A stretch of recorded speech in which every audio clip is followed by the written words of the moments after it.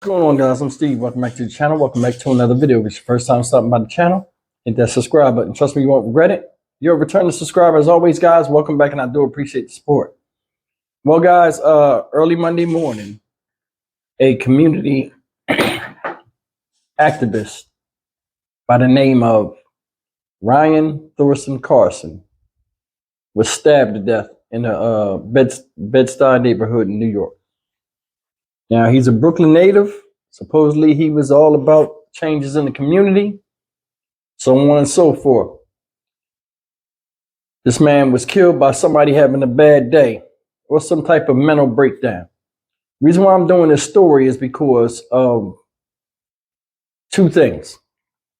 First thing is, people need to be prepared that anything can pop off at any time when they're in neighborhoods that, you know, at certain times of day or certain times of the night nowadays, because it seems like random acts of violence against just anybody is growing.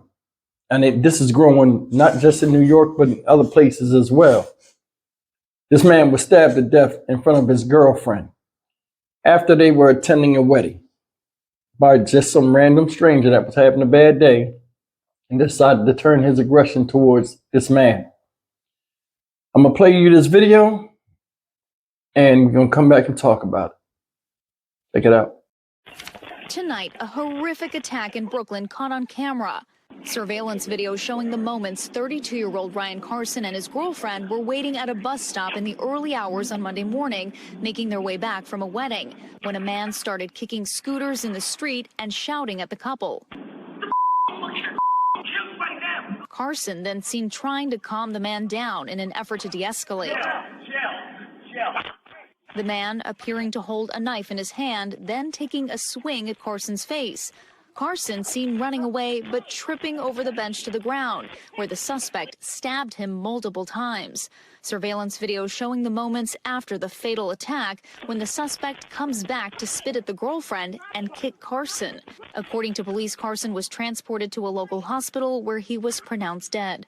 We have received several leads in regards to this case and have developed a suspect. My name is Ryan Thorson Carson, and I'm a devoted policy advocate and poet. Carson was beloved by his friends and family. He is a larger-than-life character. He's very jovial, very charismatic.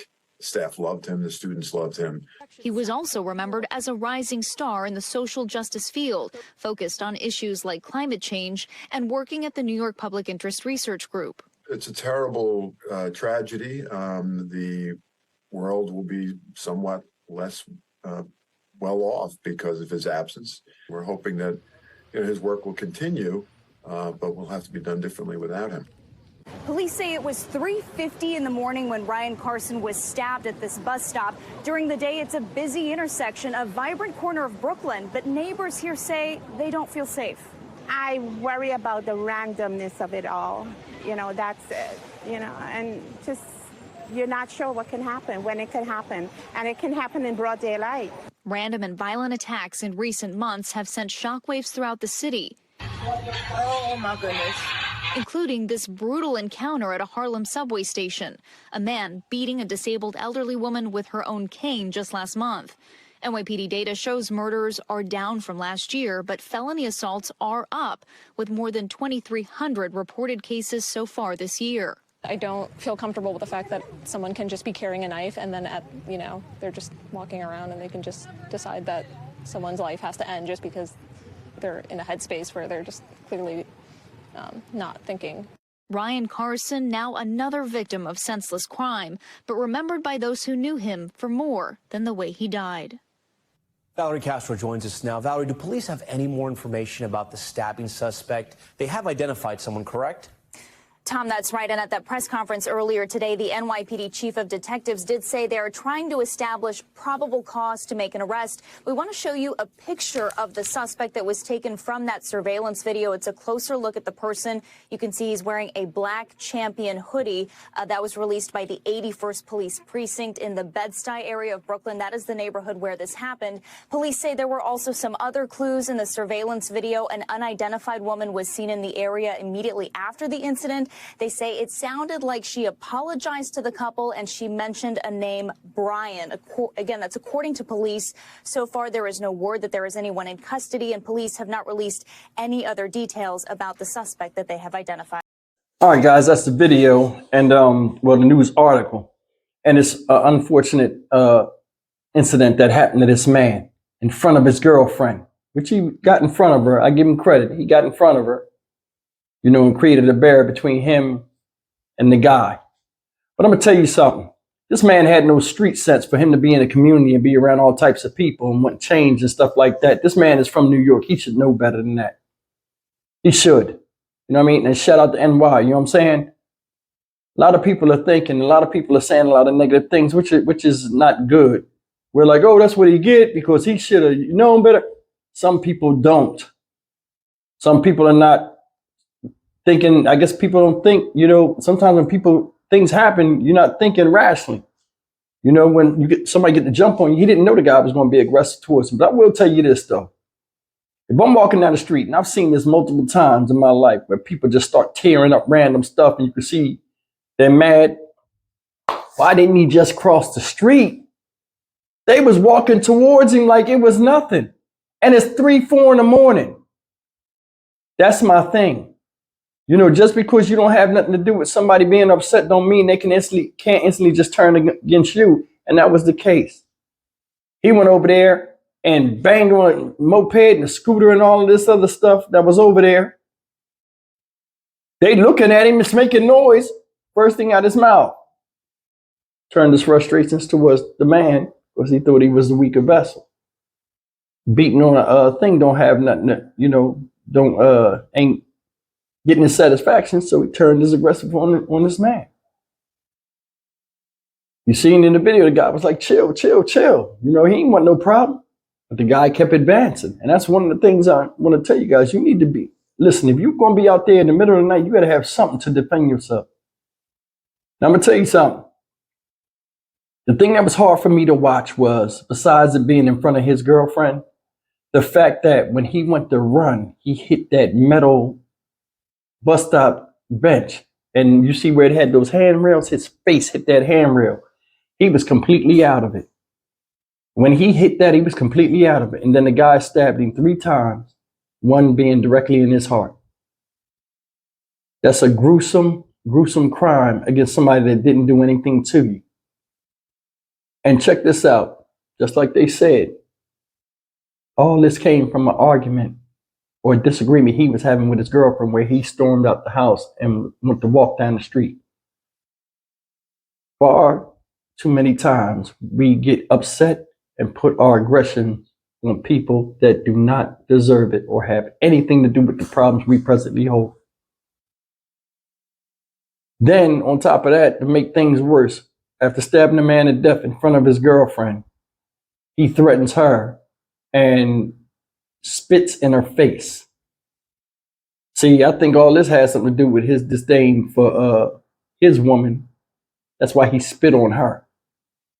He knew he wasn't supposed to do nothing to her, like he didn't do nothing to his girl. He came outside. There was a man there. Men are punching bags in society. He attacked him. You know what I'm saying? He was aggressive. What you talking about now? He want to get into a fight or something like that because, you know, this guy came off as scared.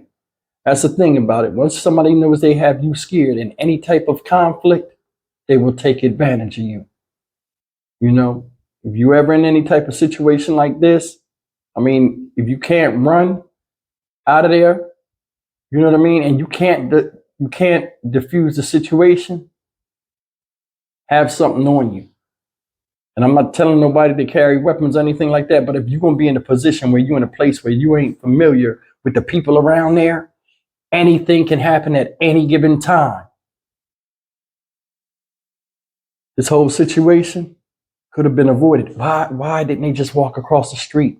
I think they were so caught up. They might have been intoxicated too. I don't even know. They came from a wedding. But it's just strange. I mean, nowadays, you shouldn't even, I mean, you have to do it, but you shouldn't be scared of anybody. We should all be safe, especially from some stranger. But we in the day and times now where people prey on each other at random. And that's going up. You could be walking down the street, just get punched in the face by somebody random. Or you could just be minding your own business and somebody just come up, steal something, grab something from you, run off, or just get shot. It's like we in crazy times right now. And like this whole situation, this guy was trying to make change. Whatever he was passionate about, it was something positive. And now he's gone. I mean, you might not believe in what he believed in or what he was passionate about, but I mean, it's something where he understood what his why was, whereas the person that stabbed him didn't understand his.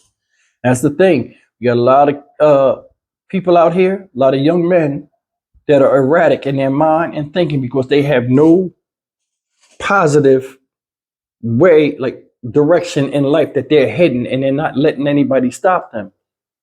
Far too many times you see a lot of people, they get to a certain age, they start getting frustrated because they're not where they're supposed to be or where they think they're supposed to be and don't know how to get there. This guy had an argument with his girlfriend. It turned into something else.